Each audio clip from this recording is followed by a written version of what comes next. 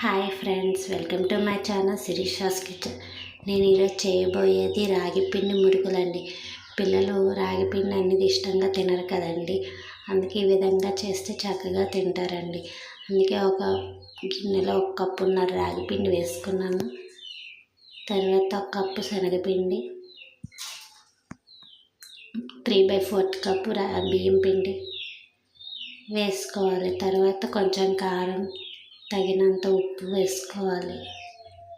తర్వాత చిటికెడంత పసుపు, వామ్ వేసుకోవాలండి. ఈ విధంగా నలుపుకొని వేసుకుంటే టేస్ట్ అనేది తెలుస్తుంది.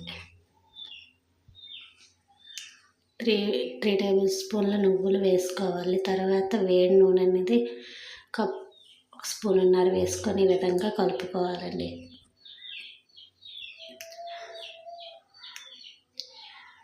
ఇదిగోండి, ఈ విధంగా కలుపుకోవాలి. ఈ విధంగా పట్టుకుంటే ఉండలాగైతే మురుకులన్నీ టేస్టీగా వస్తాయండి. తర్వాత కొంచెం నీళ్ళు వేసుకొని ముద్దలా కలుపుకోవాలి.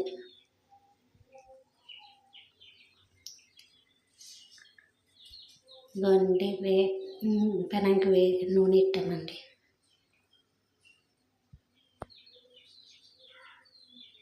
ఇదిగోండి, మురుకులు కొట్టంలో కొంచెం ముద్ద అనేది వేసుకోవాలి. హీట్ అయ్యిందో లేదో చూసుకుంటున్నానండి.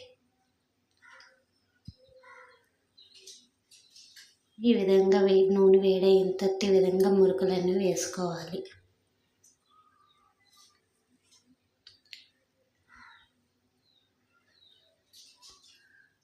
ఇదిగోండి, ఒక పక్క కాలి ఇంకో వైపు తిప్పుకుంటున్నాను.